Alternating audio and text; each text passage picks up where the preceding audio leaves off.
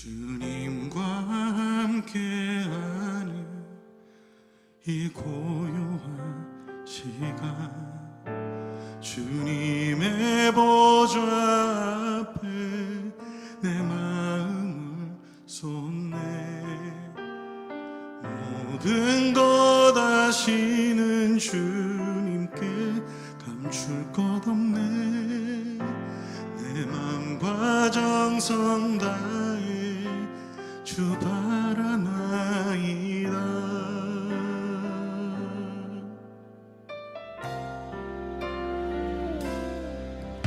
주님과 함께하는 이 고요한 시간, 주님의 보좌 앞에 내 마음을 쏟네.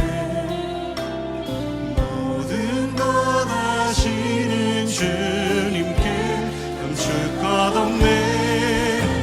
내 맘과 정성 다해 주 바라나이다. 온 맘 다해 사랑합니다. 온 맘 다해 주 알기 원하네. 내 모든 삶 당신 것이니 주만 섬기리. 온 맘 다해. 우리 다시 한번 이 찬양 고백할 때 우리의 삶에 주님 일하시기 위하여 우리가 갖고 있는 것들을 내려놓고 주님께만 집중할 수 있는 이 시간 가운데 우리를 부르셨음을 믿으며 하나님의 음성, 하나님의 마음, 하나님의 인도하심 앞에 믿음으로 나아가는 시간 되기 원한다고 우리 다시 한번 고백했으면 좋겠습니다. 주님과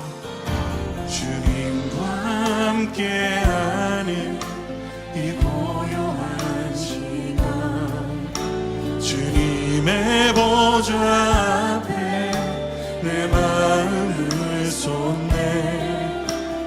모든 것 아시는 주님께 감출 것 없네.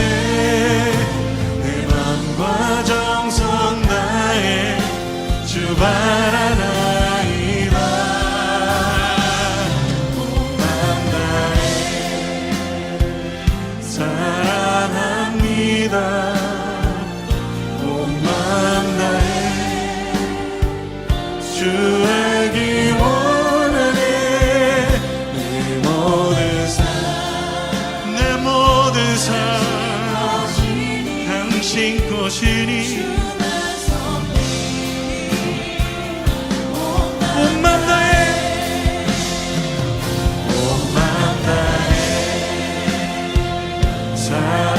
사랑합니다.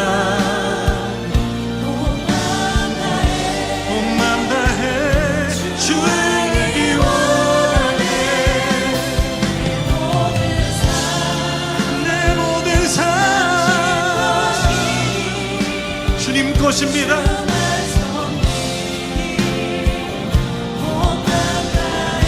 나 염려하지 않아도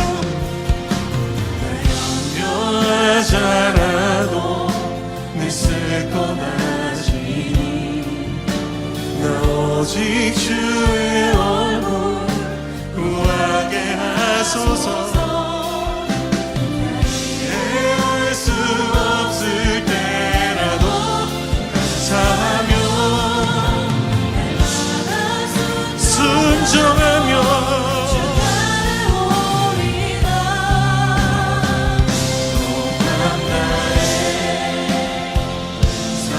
사랑합니다. 온 맘 다해 주 알기 원하네. 내 모든 삶 주님의 것입니다.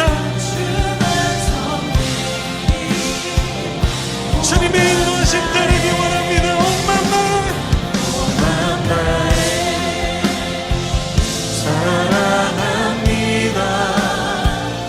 온 맘 다해 주 알기 원하네. 내 모든 삶 주님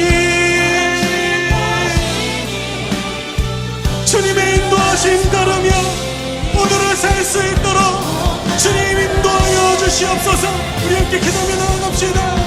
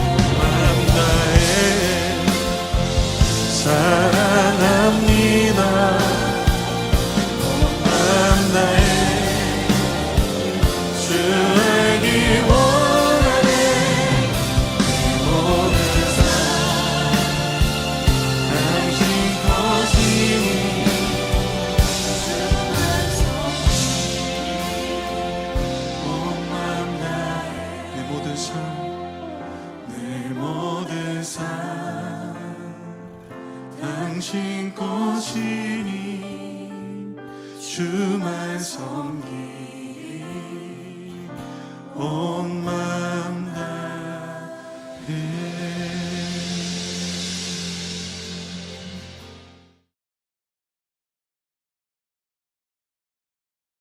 제8장. 예수는 감람산으로 가시니라. 아침에 다시 성전으로 들어오시니 백성이 다 나아오는지라. 앉으사 그들을 가르치시더니 서기관들과 바리새인들이 음행 중에 잡힌 여자를 끌고 와서 가운데 세우고 예수께 말하되, 선생이여, 이 여자가 간음하다가 현장에서 잡혔나이다. 모세는 율법에 이러한 여자를 돌로 치라 명하였거니와 선생은 어떻게 말하겠나이까? 그들이 이렇게 말하면 고발할 조건을 얻고자 하여 예수를 시험함이로라. 예수께서 몸을 굽히사 손가락으로 땅에 쓰시니 그들이 묻기를 맞이하니 하는지라. 이에 일어나 이르시되, 너희 중에 죄 없는 자가 먼저 돌로 치라. 다시 몸을 굽혀 손가락으로 땅에 쓰시니 그들이 이 말씀을 듣고 양심의 가책을 느껴 어른으로 시작하여 젊은이까지 하나씩 나가고 오직 예수와 그 가운데 섰는 여자만 남았더라. 예수께서 일어나사 여자 외에 아무도 없는 것을 보시고 이르시되, 여자여, 너를 고발하던 그들이 어디 있느냐? 너를 정죄한 자가 없느냐? 주여, 없나이다.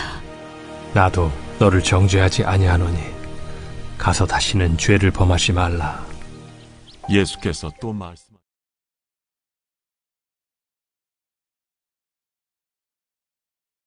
오늘 하나님께서 우리에게 주시는 말씀은 요한복음 7장 45절에서 53절까지의 말씀입니다. 오늘 본문의 내용을 보면 대제사장들과 바리새인들은 사람을 보내서 예수님을 붙잡으려고 했지만 실패를 합니다. 오히려 예수님에 대한 그 호의적인 답변을 듣고 화가 나서 예수님을 믿는 자들을 저주하는 모습을 볼 수 있죠.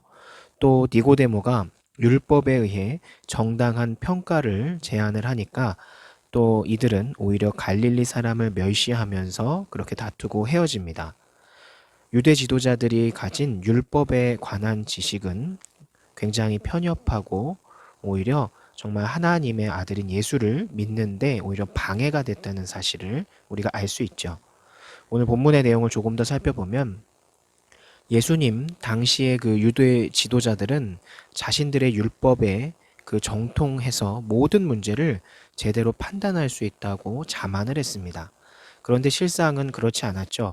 만약 그들이 율법의 진정으로 정말 정통해서 잘 알아서 그랬다면 율법의 핵심이 되시는 예수 그리스도를 믿었어야 말이 되기 때문입니다. 그래서 종교 지도자들은 남을 가르치는 위치에 있었지만 실제로는 더 완악하고 편협한 그런 사람들에 불과했다는 거죠. 그러니까 이것이 그들의 현실이었습니다. 그런데 이런 현실이 우리라고 예외일 수 없습니다. 오래 믿고 또 많이 안다고 생각하는 사람들이 오히려 편견이 심한 경우, 즉 객관성을 잊어버리고 자기의 의견, 증거가 부족한 의견만을 내세우는 그런 경우를 볼 수 있기 때문이죠. 그러니까 제대로 균형 잡히지 못한 지식은 많을수록 해가 되기 마련인 겁니다. 여러분이 누군가를 가르치는 위치에 있다면 늘 여러분 스스로를 돌아보면서 내가 믿음 안에 제대로 있는지 점검해 봐야 하는 거예요. 그러니까 무언가를 좀 더 안다고 해서 오히려 내 태도가 편협하거나 옹졸하지 않은지 반성해 봐야 하는 거죠.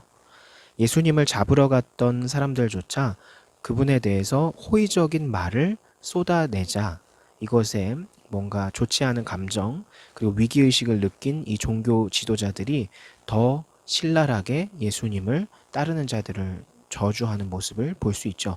게다가 니고데모의 건전한 그 제안까지도 일축해버리는 경우를 볼 수 있습니다.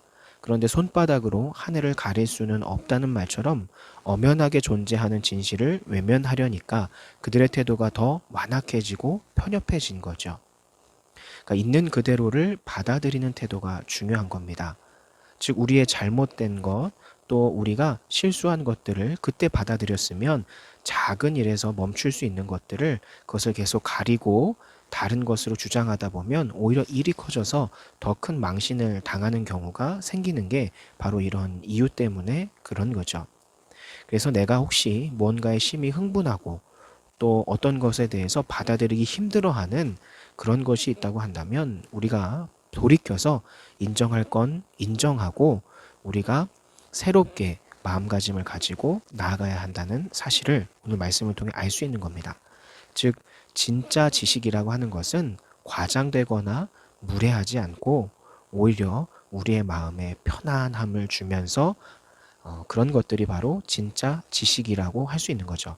그래서 예수님에 대해서 안다고 하는 것들은 우리 서로의 그 관계를 불편하게 하는 그런 것이 아니라 우리를 편안하게 하고 또 객관적으로도 맞는 것들을 진짜 하나님을 아는 지식이라고 할 수 있는 겁니다.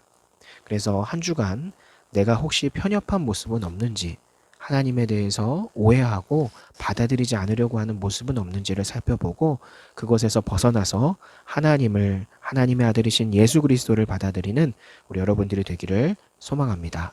감사합니다.